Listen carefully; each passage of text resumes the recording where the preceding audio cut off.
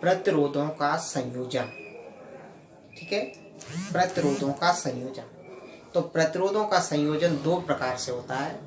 एक होता है प्रतिरोधों का श्रेणी क्रम संयोजन और एक होता है प्रतिरोधों का समांतर क्रम संयोजन। ठीक है, तो मैं पहले आपको श्रेणी क्रम संयोजन पढ़ा।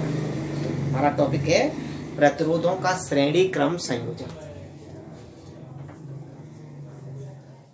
प्रतिरोधों का श्रेणी क्रम संयोजन।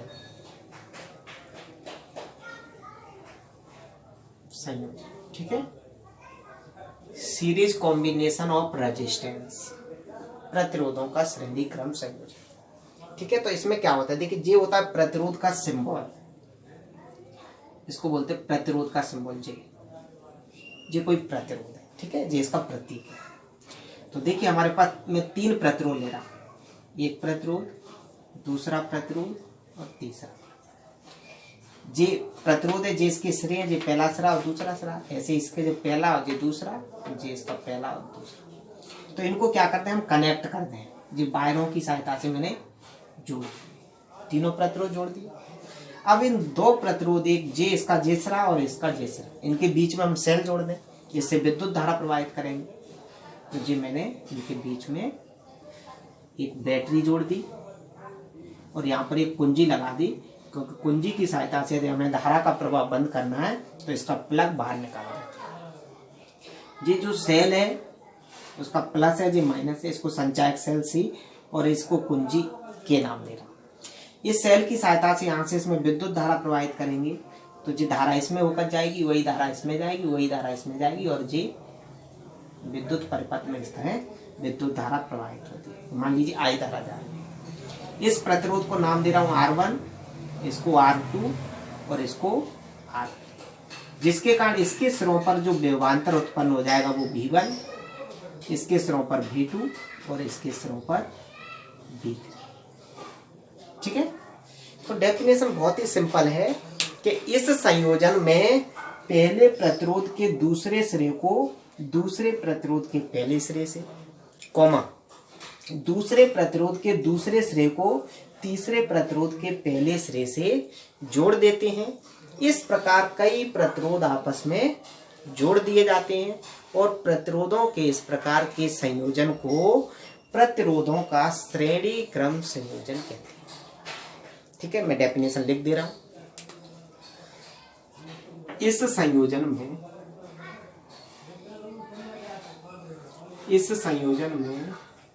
पहले प्रतिरोध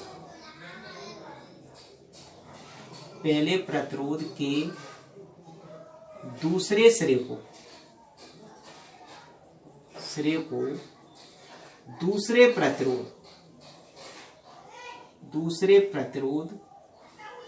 के पहले सिरे से कॉमा, दूसरे प्रतिरोध के दूसरे सिरे को दूसरे प्रतिरोध के दूसरे सिरे को तीसरे प्रतिरोध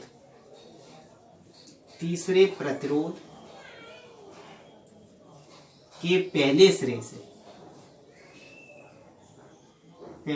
से जोड़ देते हैं। इस प्रकार कई प्रतिरोध आपस में जोड़ दिए जाते हैं।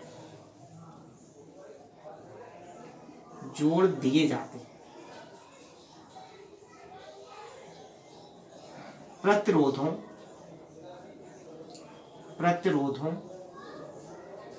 के इस संयोजन को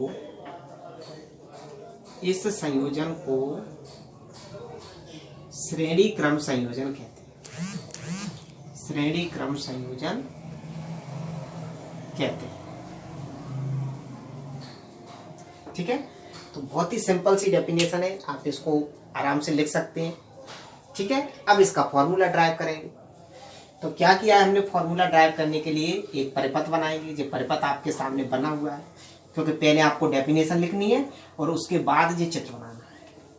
ठीक है, तो पहले डेफिनेशन लिखेंगे फिर ये चित्र बनाएंगे। अब इस चित्र में देखिए हमने क्या किया है कि 3 प्रतिरोधों को जोड़ दिया, फिर यहाँ से हम विद्युत धारा प्रवाहित कर रहे हैं, तो ये धारा इन सभी प्रतिरोधों से होकर जाएगी। ठीक है, तो सभी प्रतिरोधों में धारा का मान क्या होगा, एक समान रहेगा। देखिए सभी के सिरों का जो विभवांतर है वो अलग अलग हो जाएगा, क्योंकि सभी प्रतिरोधों के मान अलग अलग हैं, तो उनके सिरों का विभवांतर भी अलग अलग आएगा। ठीक है, तो हम लिखेंगे माना 3 प्रतिरोध, 3 ही लेके चल रहे हैं, माना 3 प्रतिरोध R1, R2, R3 श्रेणी क्रम में जोड़े गए, श्रेणी क्रम में जोड़े गए। ठीक है, यदि संचायक सेल C की सहायता से, सेल C की सहायता से कैपिटल I विद्युत धारा प्रवाहित की जाए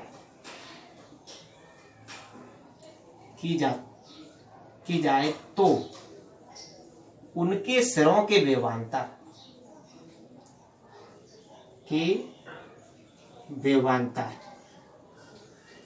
क्रमशः V1, V2, V3 हो जाते,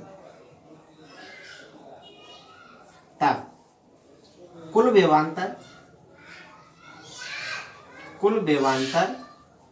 V बराबर क्या हो जाएगा, V1 plus V2 plus V3 समीकरण। यानी यहां से जब हम I विद्युत धारा प्रवाहित करेंगे तो उनके सिरों के विभवांतर कितने हो जाएंगे, V1, V2, V3। ठीक है, कुल निकालेंगे तो सभी विभवांतरों को हम क्या कर देंगे, जोड़ देंगे। ओके, क्लियर यहां तक। देखिए अब हमें V1, V2, V3 के मान निकालने हैं।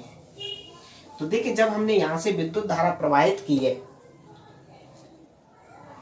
तो जो I धारा इसमें जा रही है, I इसमें जा रही है, इसमें भी I जा रही है, तो I जो धारा है वो सभी प्रतिरोधों से होकर जा रही है।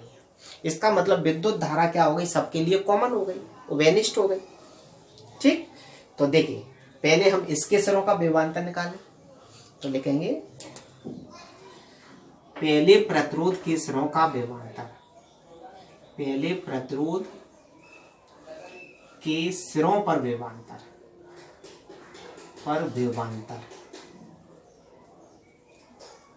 देखिए ओम के नियम से क्या फॉर्मूला आया था, V बराबर RI, तो यहां से क्या आ जाएगा, V1 बराबर R1I, I तो कॉमन है सबके लिए। इसी प्रकार दूसरे प्रतिरोध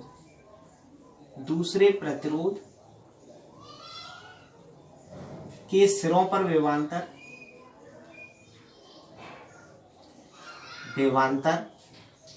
क्या हो जाएगा, V2 बराबर R2I। इसी प्रकार तीसरे प्रतिरोध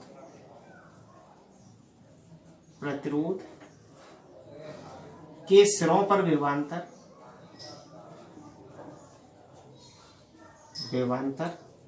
क्या आ जाएगा, V3 बराबर R3I। तो तीनों प्रतिरोधों के सिरों का विभवांतर हमने ज्ञात कर लिया। ये तीनों जो वैल्यू V1, V2, V3 की आई है इसको समीकरण 1 में रख दें। ठीक है, तो V1, V2, V3 के मान समीकरण 1 में रखने का है। V1, V2, V3 के मान समीकरण 1 में रखने पर तो क्या आ जाएगा, V बराबर जी हो जाएगा R1I प्लस R2I और प्लस R3, I कॉमन आ जाएगा, जी आ जाएगा R1 plus R2 plus R3 और जी I जैसे जी समीकरण।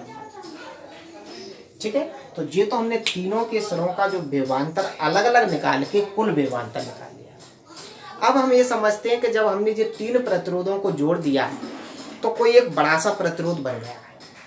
उस बड़े से प्रतिरोध का जो कुल प्रतिरोध है उसको मैं कैपिटल R मानता हूं।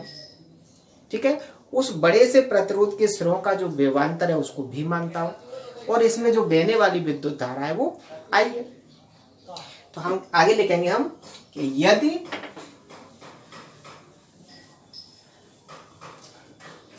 यदि श्रेणी क्रम में जुड़े, जितने भी जुड़े हैं, यदि श्रेणी क्रम में जुड़े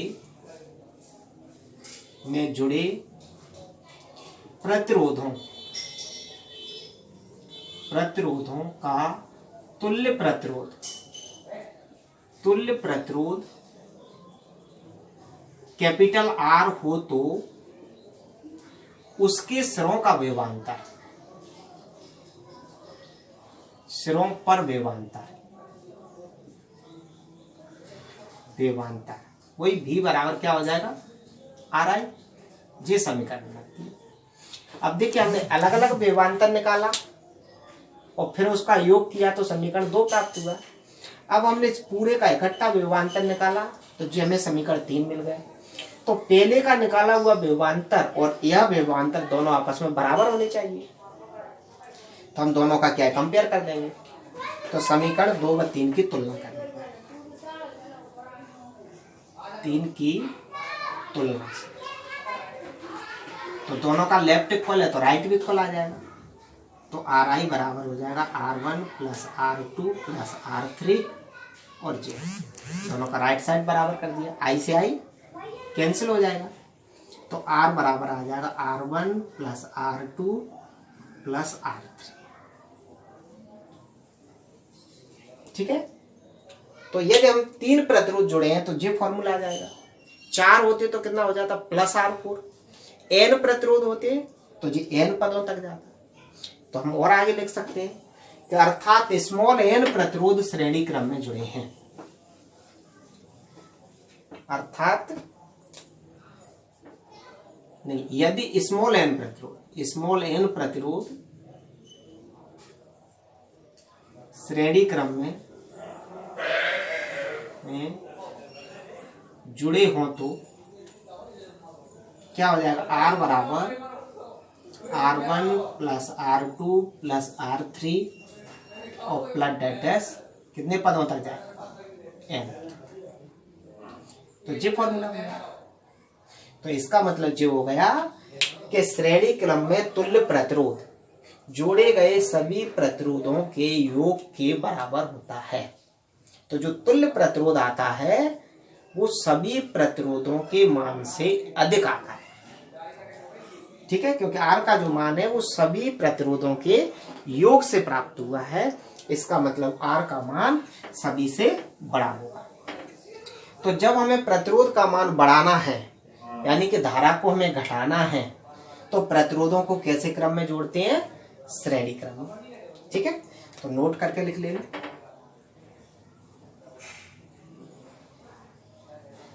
श्रेणी क्रम में तुल्य प्रतिरोध का मान जोड़े गए प्रत्येक प्रतिरोध के मान से अधिक होता है।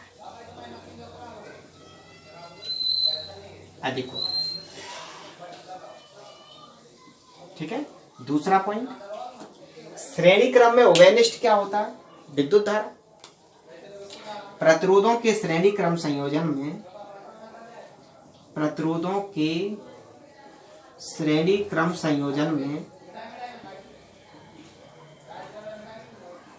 विद्युत धारा का मान उभयनिष्ठ होता है।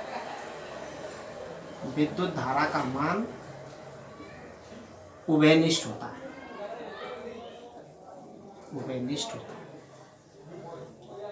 तो दो बातें आपको ध्यान रखनी है। जब हमें प्रतिरोध को बढ़ाना है तो श्रेणी क्रम में जोड़ते हैं, ठीक है, और श्रेणी क्रम संयोजन में धारा का मान जो होता है वो सभी में एक समान होता है, अर्थात उभयनिष्ठ। तो यदि आपको ये समझ में आया है तो प्लीज चैनल को लाइक करें, बाकी बच्चों के लिए शेयर करें, चैनल को सब्सक्राइब करें, जिससे अधिक से अधिक बच्चों को इसका लाभ मिल सके। ठीक है, क्योंकि कोविड के कारण स्कूलों में क्लास होना अभी संभव नहीं है। ठीक है, थैंक यू।